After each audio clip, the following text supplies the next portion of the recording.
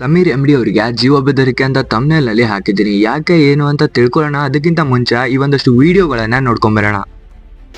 ನ್ಯಾಯ ಕೇಳೋದ್ರಲ್ಲೂ ಜಾತಿ ಧರ್ಮ ಅನ್ನೋದು ಎಲ್ಲಿಂದ ಬಂತು ನನಗಂತೂ ಗೊತ್ತಿಲ್ಲ. ನನ್ನ ಮನೆ ಅಡ್ರೆಸ್ ಲೀಕ್ ಮಾಡಿರೋರಿಗೆ, ನನ್ನ ಫೋನ್ ನಂಬರ್ ಲೀಕ್ ಮಾಡಿರೋರಿಗೆ ನಾನು ಹುಡ್ಕೊಂಡು ಬಂದು ಹೊಡಿಯೋದು ಮ್ಯಾಟರೇ ಆಗಲ್ಲ. ಸೊ ಹೇಳೋಕ್ಕಾಗಲ್ಲ ನನ್ನ ಜೊತೆ ಅವಾಗೇನಾಗುತ್ತೆ ಅಂತ. ಹಾಗಾಗಿ ಎಲ್ಲ ಕಂಟೆಂಟ್ ಕ್ರಿಯೇಟರ್ಸಲ್ಲೂ ನಾನು ಕೇಳ್ಕೊತಾ ಇದ್ದೀನಿ, ಪ್ಲೀಸ್ ಈ ಒಂದು ವಿಷಯದಲ್ಲಿ ನಿಮ್ಮ ವಾಯ್ಸ್ನ ರೇಸ್ ಮಾಡಿ ನಮ್ಮ ಕನ್ನಡ ಕಮ್ಯುನಿಟಿ, ಯೂಟ್ಯೂಬ್ ಕಮ್ಯುನಿಟಿನ ಪವರ್ ಏನು ಅಂತ ಈಗಲಾದರೂ ತೋರಿಸ್ಕೊಡಿ. ದಯವಿಟ್ಟು ಎಲ್ಲರೂ ಒಂದಾಗಿ ಅಂತ ಕೇಳ್ಕೊತೇನೆ. ಆ್ಯಂಡ್ ಈ ಗೌಡ್ರು ಕುಟುಂಬಕ್ಕೆ ಸಪೋರ್ಟ್ ಮಾಡುವಂತಹ ಟ್ರೋಲ್ ಪೇಜಸ್ ಅವ್ರಿಗೆ ಏನು ಹೇಳ್ತಿದ್ದಾರೆ ಅಂತಂದರೆ, ನಾನು 35 ಲಕ್ಷ ಲಂಚ ಇಸ್ಕೊಂಡು ಈ ಸೌಜನ್ಯ ಕೇಸ್ ಬಗ್ಗೆ ವಿಡಿಯೋ ಮಾಡಿದ್ದಂತೆ. ನಾಚಿಕೆ ಆಗ್ಬೇಕಲೇ ನಿಮಗೆಲ್ಲ.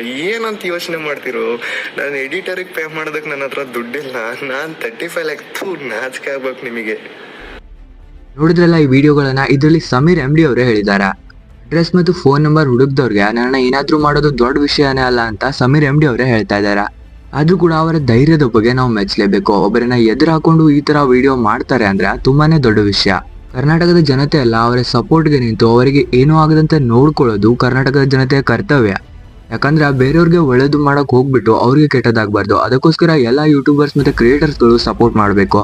ನೀವು ಕೂಡ ಸಪೋರ್ಟ್ ಮಾಡ್ಬೋದು. ಈ ವಿಡಿಯೋನ ಎಲ್ಲರಿಗೂ ಹೆಚ್ಚು ಶೇರ್ ಮಾಡಿ ಮತ್ತು ಎಲ್ಲರಿಗೂ ಇದ್ರ ಬಗ್ಗೆ ಗೊತ್ತಾಗ್ಲಿ. ಮತ್ತು ನಿಮಗೆ ಸಮೀರ್ MD ಅವ್ರ ಬಗ್ಗೆ ಏನ್ ಅನ್ಸುತ್ತೆ ಅಂತ ತಪ್ಪದೆ ಕಾಮೆಂಟ್ ಬಾಕ್ಸ್ ನಲ್ಲಿ ಕಾಮೆಂಟ್ ಹಾಕಿ.